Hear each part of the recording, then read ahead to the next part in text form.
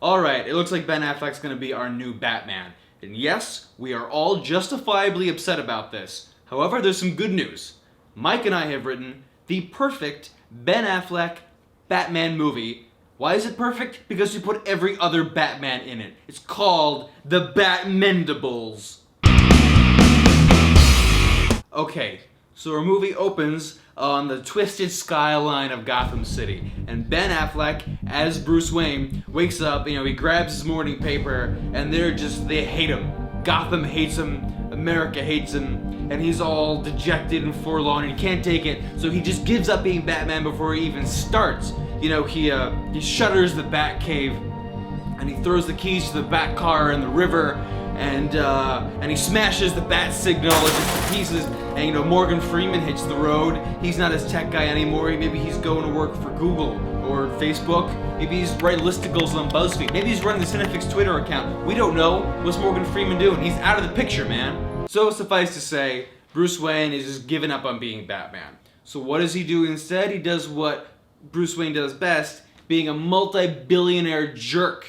This is fast cars, faster women, and then he becomes like a real rich, crazy person, like he cuts his own album, and he maybe has his own reality show, and he shoots a music video with Terry Richardson, maybe, I don't know, it's crazy. So who's not having any of this? Mr. Alfred Pennyworth is butler, because he exists to serve Batman and Bruce Wayne, and he doesn't recognize this guy anymore. Who's this guy? He's not Bruce Wayne, he's not Batman, what's going on? Alfred's retiring. Alfred's out of the game, because Batman is out of the game. You know what happens when Batman's out of the game? Crime in Gotham, way up, buddy. But when Bruce Wayne is up late at night, he's staring out over the Gotham skyline, you know who he misses the most? Gotham City, his ex-girlfriend, desperately. And this is the point in the movie when usually you'd have some actress come in and be the love story. We're just gonna skip right over it because honestly, who remembers the love stories from these movies? No one does. Moving right along. Meanwhile, across Gotham, there's Alfred. He's retired now. He's coming home from, the only proper British pub in all of Gotham. He's a little knackered. He's raining in Gotham because it always rains in Gotham. And he's alone in the street. There's one single lamp, and he sees a shadowy figure off in the distance. Who's that, then? Who's that? And out of the rain, out of the mist of the Gotham streets comes not one, not two, three, four shadowy figures. Who are you? Show your face. I'm Michael Caine. You know who it is? It's all the Jokers. It's Heath Ledger. It's Jack Nicholson. It's Cesar Romero and Mark Hamill. Mark Hamill is there with his, with the headset and a big mic. They're all there. They're Jokers, and they've come for Alfred. And they stab him. They stab the crap out of him. He's dead. Alfred's dead! So Bruce is at home, and Wayne Manor gets a call from Commissioner Gordon, and Gordon's like, listen bro, your butler's dead. We got our forensics team on it, and it looks like he got the crap stabbed out of him by a bunch of clowns. And this is classic Gotham stuff. This surprises nobody at this point. So Bruce is he's heartbroken. He has no Alfred anymore, and Alfred is the key to becoming Batman. But then, who should come crashing through the windows of Bruce Wayne's bedroom but all of the previous Batmen? They've come out of retirement, the aging Batmen, to help Bruce Wayne figure out how to be the new Batman. Kilmer, he's looking a little pudgy. He's not really fitting in the suit so well anymore. We got Keaton, he's just happy to have work. Adam West, he's tall and doofy and still doing the Adam West 1960s Batman thing and looking great doing it. We all love him.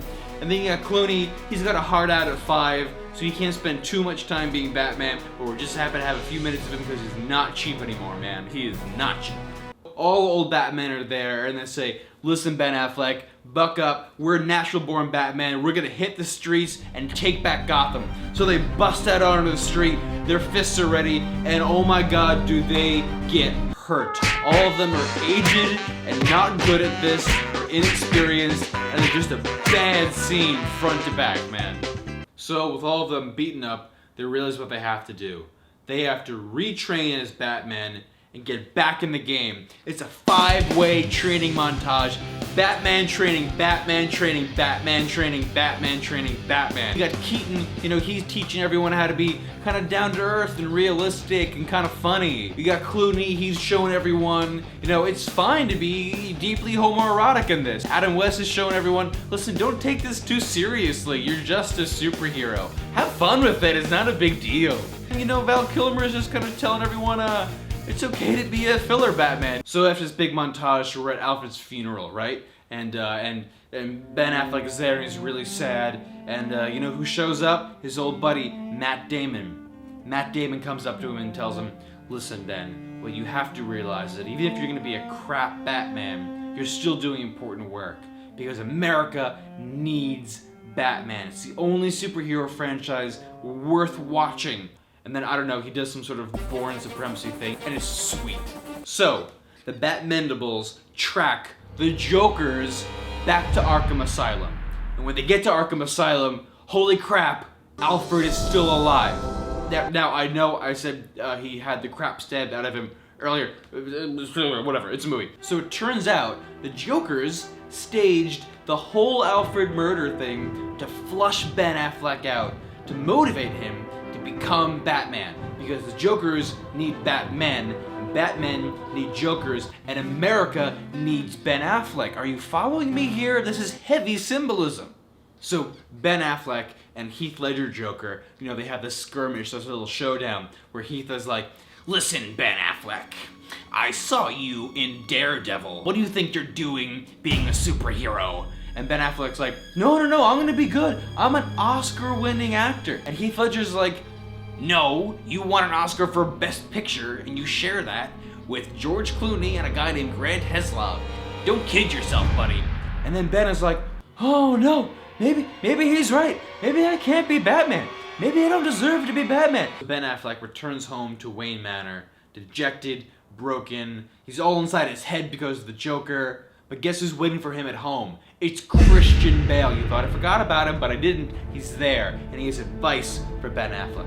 Ben, listen to me. I'm the only actor to play Batman who's ever won an Oscar. I know what I'm talking about. You have to find out who you are as Batman. I'm not Batman. I'm just a big character from Good Will Hunting. That's good. Use that. Who, Chucky Sullivan? He's just some scumbag from Boston. Exactly. So Ben realizes now what he has to do. He hops on the first commuter train that goes from Gotham to Boston. He gets down to South Boston, stops by the first construction site he sees, lets out a sharp whistle, and rallies all his scumbag Boston friends to help him out. The Batmendables are there. They're all in better shape and they're ready to fight. They're ready to take back Gotham. Ready to kick some friggin' ass. So the two join forces to fight like literally every TV or movie super bat villain that's ever existed. Arnold Schwarzenegger, Michelle Pfeiffer, Eartha Kitt, Jim Carrey, Tommy Lee Jones, Danny DeVito, Tom Hardy, Marion Cotillard, Julie Newmar-Burgess, Meredith Vincent Price are fighting, and it's way too much for me to draw, actually. So I guess we'll wrap this up pretty quick. He finds his inner Batman, he saves the city, Red Sox move to Gotham. The end.